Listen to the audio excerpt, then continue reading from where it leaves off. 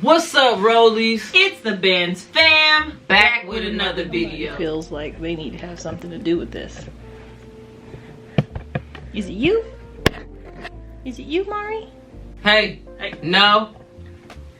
Good, you just did it perfect.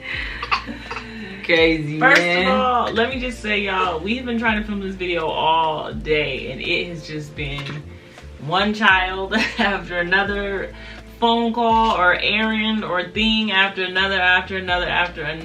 Finally, we've sat down to discuss. And Mari snatched the camera down like 5 times. 5 times, okay?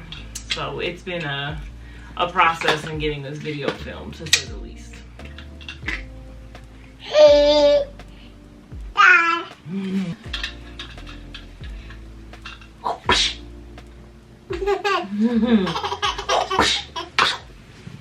Okay. So anyway, y'all, We talked in the last video about how once we started therapy, we realized that the issues had spanned a lot longer time period and they were a little deeper than what I personally thought they were. So we decided we were going to share like the core of those issues and what we've learned about them, basically. hey, you know what? And as y'all can see, we are once again hiding in the playroom from our nosy toddler who, I guess Cece's not a toddler no more. Cece's 5, so I guess she's not technically a toddler, but she real nosy. And if she hears that intro, she gonna be in like, oh, is this what we're doing? We're making a video. Oh, what are we perfect. talking Hey, you about? guys, come see me. You want to see what I'm doing? So going to therapy was a big eye-opener for us to kind of see like, oh, wow, like this is kind of where the problem started. This is where they progressively got worse, and this is how things kind of began to spiral out of control. But one of the crazy things about that is the big aha moment, if you recall, didn't come in the actual therapy room. Do you remember that? Yeah, I was talking on the phone actually to a good friend of mine about therapy and how we were trying to identify when things started, and she was like, it was when she had that job. She said that she could just remember things changing when you had that job. And so we kind of talked about it, and then we brought it up in therapy. That was where everything got, what is it called? That's where everything went left. Yeah, well, that's where like the issues that were already there got like amplified, and Yeah. everything just got worse. When was this? 2021. Damn. I know. I got the job in the fall of 2021, but we was kind of all right there. So, 2021, I was doing turf. There was an opportunity where they needed, an admin. So I'm like, hey, you should do this admin. It's easy. It's from home. While I'm out, you're like scheduling, doing all the stuff, whatever. So we was basically running the company, doing all the installs. So at that time, Ash had been doing bathrooms, and this job opportunity popped up. We were going to be making more money. It gave me something to be doing. She didn't have to work so hard. It seemed like, it seemed great. It was great pay. Ash had negotiated some wild pay that didn't make no sense. And they accepted it. So we was like, we felt like we was on the up. Things was good. It was like, cool. We making way more money, doing way less work.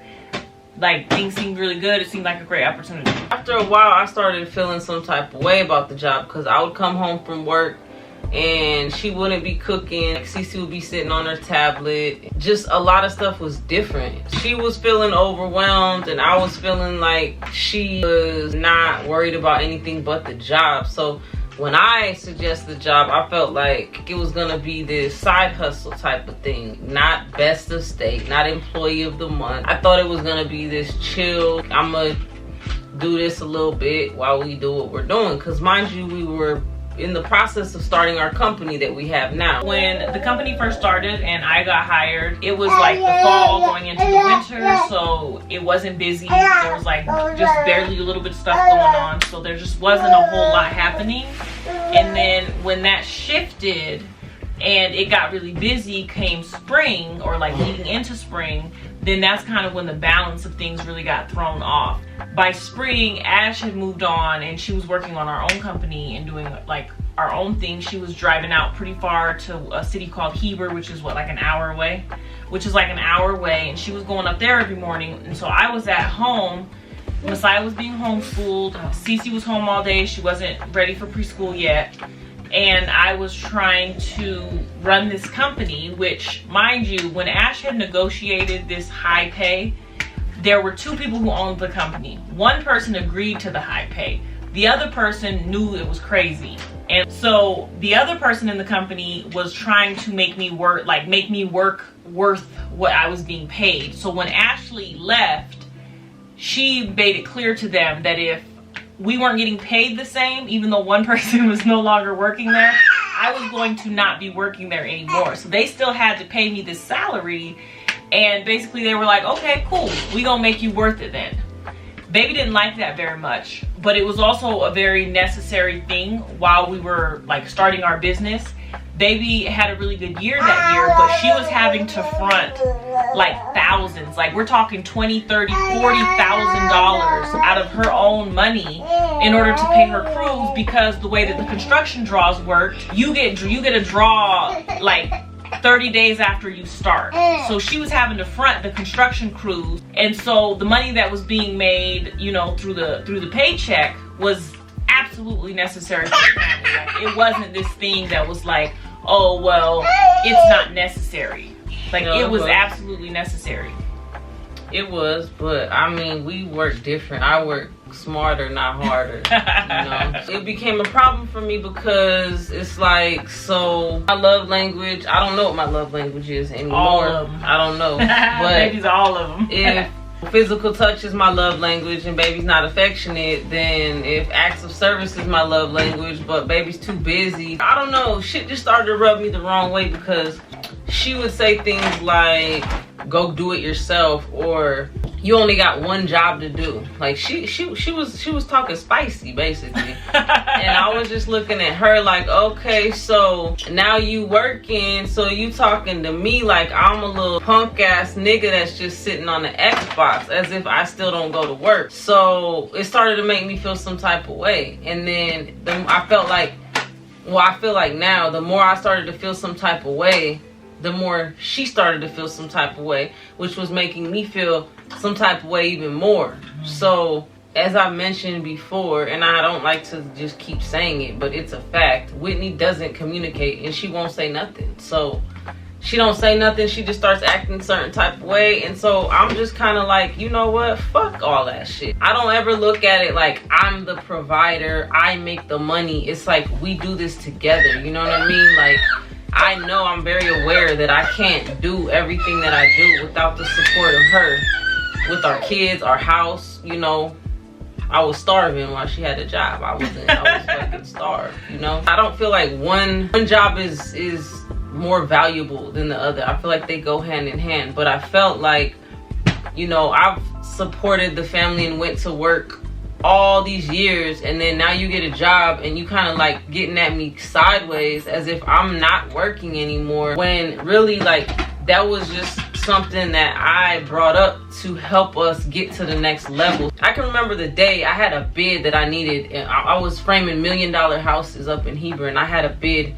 I don't know, it wasn't a bid, it was my accounting that I needed done. And I remember asking her, and she was like, what'd you say? You only have one thing to do? I got all this stuff to do and you only have one thing to do. You're gonna have to figure it out. This is after I finally broke down and tried to communicate. So I'm an acts of service person too. So I provide acts of service as my love language, but that's also how I understand love. And I was feeling so overwhelmed. Like, we were in the peak of busy turf season. The phone was going crazy. Nobody was scheduled. Like, mind you, I'm not doing a good job at my job either, because I have the kids, I have the house. So things are like, I'm not doing a good job at anything. The house is a mess. Cece's on her tablet all day. Messiah's school, he's over here plagiarizing. Like, there's all this stuff going on, right? And I finally am like, I need some help. I need some support. Like, I need you to help me around here. I cannot do all of this. But let's pause and go back to how it was communicated. Let's go back to how it was communicated. Okay, how was it communicated? It was never, I need some help, I need support. It was never that. Okay, it was never, ever, what was ever it? that. It was, you're gonna need to do some stuff around here because I can't do everything. And so you're gonna need to do something. You're gonna need to feed yourself or get the kids or something, or I don't know, you need to do something because I can't do everything. So while you're over here telling me about Cece being on her tablet, that's how it was communicated. So I mean, I guess it's the same thing. No, I guess feel it's you. the I same feel thing. you. It didn't, because you were already feeling some type of way, so that wasn't gonna land soft. I understand that. But it's hard because I hate to shoot down somebody that don't communicate when they try to. But I don't know. I felt very disrespected because I felt like it's like, okay, so I can work 5 jobs and support the family for 5 years, and I don't ever get at you like I'm more valuable in the relationship than you are, but you get a job for 6 months and now you talking to me like I'm a little bitch, and I just didn't like that. But that's what's so crazy is it wasn't even like the intention wasn't even talking to you like you were a bitch. It was just kind of like, I'm overwhelmed and you're coming home and you're like, I need you to do this. I don't know. It was hard because it's like so you go to work and you have your one job, and then I'm at home and I have an actual full-time job, plus the kids, plus the house, plus I'm supposed to feed you. So it was just kind of feeling like, well, if you're not going to help me, I communicated it wrong. You need to do something around here. But she basically had made it a point not to do nothing around here. Like, she was more helpful when she was going and doing like hard labor than she was during that time in my life. And so it was after she told me to figure that shit out on my own, I wasn't gonna help her. Well, and so that's what's happening. So she had decided she wasn't gonna help me, and then she comes home like, oh, will you feed me? And it's like, you can't even do that. Like, I'm really supposed, and I'm supposed to sit here and feed you too. But I think that one of the places where things really went wrong is before I had the job, baby was doing bathrooms, and I would wake up extra early with baby, and I would make her lunch, and I would make her breakfast to go, and her juices and waters and all of that stuff, and I'd see her out the door. And so, and like I would make sure that the house was clean every day when she came home, and I had like a fresh dinner and things like that, because at that time I wasn't working, and Cece and Messiah, they were home, but home was my job. So when home is my job, it's no thing. House is clean, food is made, what do you want to eat? Do you want a snack? Like, what can I get you? That's no problem. So I told her, well, nobody told you to get a job, because I told her way before that, like, you can quit that job, because I've always made it work regardless. Yeah, I'm gonna work more, whatever we gotta do, but you don't have to have that job because it's not working. Like, it's not working. If the only thing that's working is the job. And I communicated that a lot. When I finally was like, I need some help, and baby was like, nobody told you to get that job, so I'm not gonna help you, I basically shut down. And for me, it started to feel like, hey, then we're not in this together. Like, you're not interested in my best interest. You're not interested. But that's so wild to me, after like financially supporting your family for years and years and years, for somebody to say that to you. So it's like you're comparing 1 year to 6, or 8 months to 5. Like, it's just wild to me. Well, but the part for me that didn't feel wild is like, so when you were financially supporting the family, you were never really expected to do anything but financially support the family. So and I didn't even really look at it like I was like really like supporting the family financially. I just looked at it like I was contributing, because baby was still making more money. Like, it wasn't even like I felt like I'm carrying us. It was like, no, but I have a job, so I just need a little help. And she was committed to being like, nope, nobody told you to get that job. Well, no one told you to get a job. But it was like, well, this job is benefiting us. Like, I'm working this job for us. It was. So that our business can go to the next level, because we have the solid income, so we can run all the money and do all of those things. Busted. Go out for a second. No, girl. Go out for a second. Close the door. Talking about busted. So I felt like I appreciated, the contribution or whatever, but I just felt like the vision was lost. Like you were settling in as an employee for somebody else. You were running somebody else's company, and the goal was for us to get our company off the ground. So the day that you told me to figure out all that accounting, was the day that I was like, you know what, I'm not gonna help you then. I'm gonna focus on what we're building, which is the company that we have today, and I'm not gonna get sidetracked from that. So you can do all that shit by yourself if that's what you want to focus on, and I'm gonna focus on this. And that's just how I felt, and I was pissed off over that, and I felt like you made your choice, and it was like almost like you didn't believe in it because it wasn't happening right then. So it was like, well, this money's here right now, and this is what I believe in, this is what I trust, and I don't trust that. And that's how I felt. So I don't know, I wasn't willing to help at that point. I was like, no, I'm not gonna help you. Right. And so, I mean, that caused a lot of problems because as much as she was like, I'm not willing to help you, she didn't stop complaining. So it was like, Cece can't just sit on her tablet all day. And it's like, okay, well then you should spend some time with her because I don't have the time. Or it's like, you're not gonna make dinner tonight. What are people supposed to eat? I can't just eat sandwiches. And it's like, oh, well, you should pick something up. And but I mean, obviously that's not healthy. And obviously neither of us communicated that correctly. When we started to feel some type of way and like things started to feel like we weren't on the same team anymore, that probably would have been a good time for us to like reevaluate. But I think that was definitely one of our big lessons in our marriage, that money can't come first. When we both start chasing money too hard, it very much like kind of became a focal point and really wreaked a lot of havoc in our marriage and in our family. And with all of those feelings, that probably would have been a good time for us to like stop and evaluate and possibly even go to some type of like a therapist at that point. But instead we decided we were just gonna move forward. I felt like the job was the problem. So I put my notice in, I quit the job, and it was like, cool, problem solved. Like I can get back to my post. I can, be the office at home and do the accounting stuff and material orders and all of those things that I need to do in order for her to feel supported. And I can also, take good care of her and wake up with her and get her lunch and her breakfast and make sure that she had all of the things that she wanted, and I could, get back to spending more quality time with her, with the kids, and not allowing work to run my life. So I felt like the problem was solved, but the problem wasn't solved. And that's one of the issues that we experience a lot in our marriage also, is that I'm kind of like a fixer. So it's like, tell me the problem and I'll fix it. I might not say nothing to you. You might tell me the problem and I might walk away. And in my mind, I got you. I'm just going to fix it.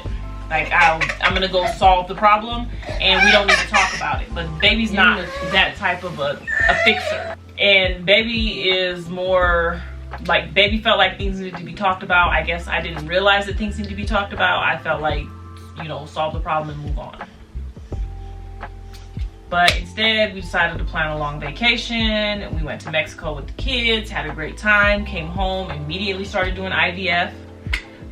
So then the vibe was still off, but I kind of thought it was like, we were on IVF meds. The vibe's always off on IVF meds. And then we got pregnant and it was supposed to be like this really happy, great time, but there was still a lot of distance between us. And I guess I just thought the problem was supposed to be solved when I quit the job. So I thought that maybe she just had some personal issues going on, honestly. But see, that's where I feel like it got confusing, because the problem was not the job. The job highlighted the problems that have always been there. Like, so y'all probably have seen past videos where we talked about how like I had to beg Whitney to let me love you, let me love you, let me in, let me fucking be nice to you, let me be affectionate with you. Like, a lot of begging and shit, went on. Let me beg you to talk to me. Let me beg you to tell me how you feel. And all of that was whatever, I knew what I was getting myself into. But like, after being married for so long, and then, you deal with shit, but then you get to a point where things are off, and then you start to notice those things even more. It's a lot of it has to do with what you focus on. And so when you're in that place and you're not okay, and you start focusing on issues that have never really went away, and then you can't communicate with that person. So maybe those issues, were a lot more present to me during that time. But they've never been resolved, they've never gone away. But what happened is my patience with those things started to go away. Like, we have a lot of issues when it comes to parenting, and that's something that's never really been resolved. Like, you know, that's always been an issue. Not to mention, you know, the beginning of our relationship and a lot of the things that I had to deal with that scenario, you know, blending a family and just a lot. And so certain things come up, and then it's just, I don't know, I got to a point where I was just over, like, being the communicator, you know, being the one. No, we didn't talk during that time because I didn't want to. So obviously if I don't, there's no conversation, and that's how it's always been. And so when you start to really break stuff down and think about it, sometimes you be over it, and it's just like, what's the point? You know, what's the point? So after all of that, we get back home, whatever, and you just think that everything's gonna be cool, but it's not. Because, you know, Whitney will do things like, we'll get into a fight, she'll say a bunch of crazy shit, and then just won't talk to me for a month, and be walking around the house singing and shit. Like, that's a lot. It's a lot to deal with. It's a lot. And then even after, like, she'll act like nothing, and I'll be like, you know, you don't feel like there's a conversation that needs to be had? And she'll be like, yeah, and walk away and not talk to me for another week. A little misleading to me, because like we went on the vacation, and then when we got back, it was like, okay, let's do IVF. And Ash is not really the type of person that's going to do something like that in bad vibes. So for me, like, thinking that the problem is solved, and then for her to be like, hey, let's move forward and do IVF and have another baby, like, it was a little misleading, because I'm like, okay, so things must be okay, or she wouldn't be trying to do this right now. I mean, it weren't bad from 2021 to, like, I mean, there's ups and downs in a relationship. Now, are there some issues that have never been resolved? Yeah, there are. But what I think what happened was, during that time with the job, when you felt like, you know, you weren't supported, or it was just you, or whatever it was that you was feeling, a lot of the past shit that I had dealt with you came up for me. So it's like, so now I'm back to the Whitney I met years ago. I'm back to that shit. I'm back to somebody who's shut off. I'm back to somebody who don't have no feelings, who don't have nothing to say. Like, that really took me back to a place that I didn't think we was going back to. So, I mean, I'm not disregarding why you started acting like that again. I'm not disregarding that. But, of course, we're going to want to go and try to make shit better. But still, there's no conversation. There's no acknowledgement. There's no nothing. So, with me, that doesn't just... A vacation don't take away, you know, stuff that you said or stuff that you didn't say. We struggle too, because I feel like sometimes it's like, maybe I'm too emotional. Maybe I need to talk about too much stuff. Maybe I need too many answers, or maybe I care too much about what you think or how you feel. But I'm to a point where I'm not begging for that anymore. Like, I'm not begging for a conversation. I'm not begging to know how you feel or to make you talk. Like, that's just, I don't know. That part has changed for me, and I'm seeing that if I don't do that, the relationship is different. Because everything can get out of hand and just keep being out of hand unless I stop it. No one's going to. You're not going to. You're not going to bring us back and say, hey, what's up with this? We should talk about this, or what's going on with that, or why are you acting like that, or why haven't you talked to me, or any of that shit. You'll just keep... We can go until the motherfucking wheels fall off. You'll just keep on riding that motherfucker just how it is. To me, the issue is not the job. That's not what this is about. The job brought a lot of old shit back up, I guess, for you and for me. But it's a lot more than that. It's about communication. It's about affection. It's about parenting. It's about consistency. It's about a lot of stuff. It's definitely not, for me, just about that job. I don't know, maybe that's how that situation affected you. I don't know. I feel like I have a hard time because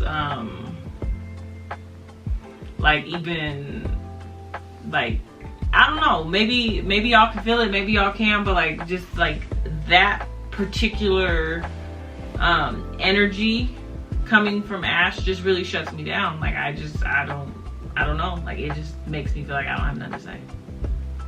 I don't know. Like I feel like I have all these things to say, and then when I get that energy from her, like what it makes me feel like is just like, well, like I don't know. The vibe feels like she's over it. So it's like when somebody feels when it feels like somebody's over it, what are you supposed to do? Like that's kind of like what it feels like for me. It's like it feels like she's over it. It feels like she said, like if like she don't want to talk about it no more. She's over it. So then it's like I never said either one of those things. Well, that's what it feels like. That's what it feels like to me. That's what it feels like you're saying to me, is that you're just over it and like you don't want to talk about it anymore, and you don't want to. It just feels like you're over it, and so don't fight, right? Don't fight. Just roll with whatever, right? Well, it's not even like don't fight or roll whatever. Like obviously I'm currently fighting for it. Like obviously I'm learning to communicate, and I'm going through therapy and like actually working on myself. So to be like don't fight for it is like that. Well, doesn't it's make crazy any sense. because it's like somebody who always has to do all of the talking and all of the stuff to say after years, like I'm tired of being the one. And then you're on the opposite side of that, and it's like, well, what do I say? What do I do? I don't know. So, Well, I don't know. and that's why we're in therapy. That's why we're in therapy. But like, I don't like for you to be like, well, you're not gonna fight for it. You're not gonna do anything. Because also something that I don't know if we've ever talked about before, but like in the beginning of our relationship, I did quite a bit of therapy and quite a bit of working on me to make our marriage work, to make our relationship work. I've done a lot of like sacrificing of like my old habits, old ways, old people to make it work also. So I think that a lot of times where we kind of get into like this stalemate is really just differing of what the other person is giving, I guess. So like for her to feel like I haven't, like I won't fight for this is like, dang, like I've tried very hard to deal with like a lot of my own personal things so that I can love her better and so that I can be a better wife and be a better spouse. And then it's like, obviously I worked on the wrong things is what it feels like. Like, oh, well, you worked on the wrong things because these are the things that you should have worked on. But like, I'm currently working on them. So I don't like for you to be like, you know, I'm not going to fight for us. I'm currently fighting for us right now. Okay. Because that's rude. I never even said that. That never left my mouth. But the minute I stop doing all of the effort for both sides, it's a problem. That's just the main point right there. So like I fall back a little bit and it's a problem. It's a problem. I've been fighting for both sides, and now I'm like, I'm not doing that anymore, and it's a problem. That's I don't know what else to say about that. Like it's crazy, but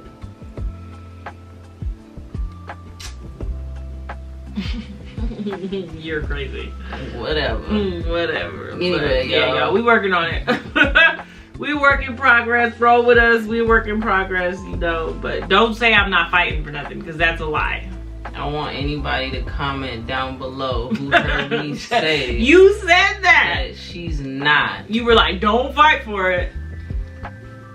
Is that me saying you're not?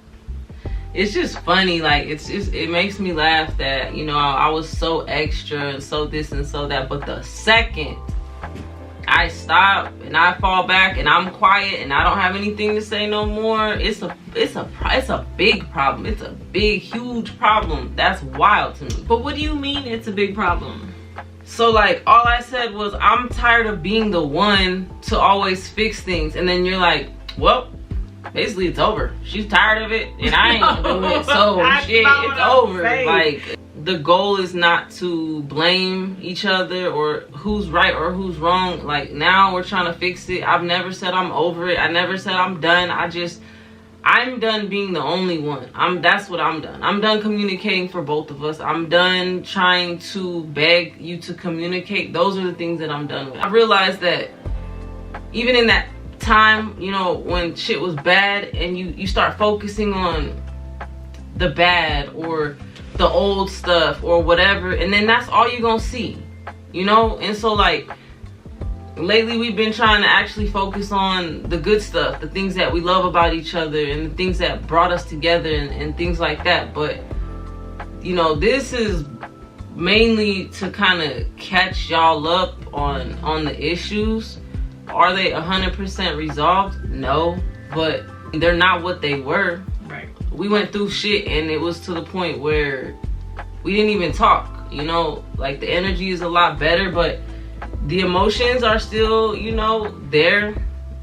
Niggas get mad and emotional, and there's still a lot, you know, to work through. Yeah. And that's what we're doing. But it's kind of crazy to bring up stuff that's already passed, because for the most part, we are past that. It's like not one specific thing. It's like things that we need to work on together to communicate. Shit like that. I don't know. It's a lot, honestly. It's a lot.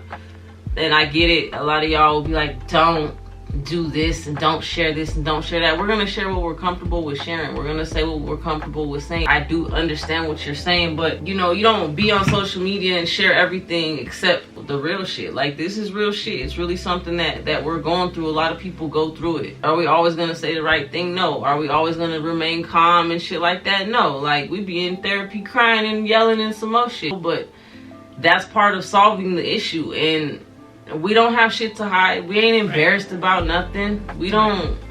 We've been together for a long time. Ash and I have been together for 10 years. We've been married for 7. The 7-year itch is like a real thing. A lot of marriages go through a trying period at 7 years. Look it up. I don't know why. I have no idea why. But it would be phony as hell for us to sit here and act like it's just calm and there's nothing really that serious. It is serious, and at the same time it's not, because is our love stronger than the issues? Obviously. Right. But do we want to be in a relationship where we just get by and it's just like mediocre communication and we just, you know, deal with stuff? No. Well, and I also think that, you know, with social media and like the way modern people portray love, like on television, on social media, and like relationship goals and all of these things, fake. One, it be fake. They be going through it at home. But 2, I feel like people leave out the part where like your marriage, like the person that you marry, your soulmate, isn't necessarily just gonna be like this easy love. Like, Ash has pushed me a lot to grow, and we're at another place in our marriage where we're both kind of pushing the other person, like, you need to grow. So we have to grow together, which is why we're back in therapy, so that we can grow together. So that, you know, when I married her and I committed to loving her forever, I committed to growing. I committed to, you know, evolving and changing to love her however she grows and evolves and changes, and vice versa. So right now we're just at a period where it's like we're kind of pushing each other's growth. So for me, that looks like me, you know, becoming a better communicator. Like, it's not just like, oh, well, you're not a good communicator, so, oh, well. No, it's like, nah, you gonna learn to be a better communicator. So that's what I'm working on, is being a better communicator and having hard conversations and not shutting my emotions down and not, you know, stonewalling her, which unfortunately is something that we've had to deal with before. And then, you know, things spiral out of control. I feel, you know, unsupported, and we go back to that, unfortunately. But it's not something that we haven't solved before. It's not something that I'm not committed to solving. So it's not like, I don't see it as like this big problem, because I know it's something that I can solve. But then I also know that I'm a fixer, so, you know, I gotta chill out on it, you know, to solve the problem. Gotta chill out on just trying to solve the problem. But we're just being real with y'all and giving y'all a glimpse of what's going on for us in our marriage, and you guys get to be a part of the whole journey. Like, I know that we're gonna come out on the other side, and I know our relationship's gonna be stronger and we're gonna be closer and have a better bond. So y'all get to kind of experience that with us. Like, the journey of, you know, all the tumultuousness and then, you know, the other side of it. Crazy. Anyway, y'all. Anyway.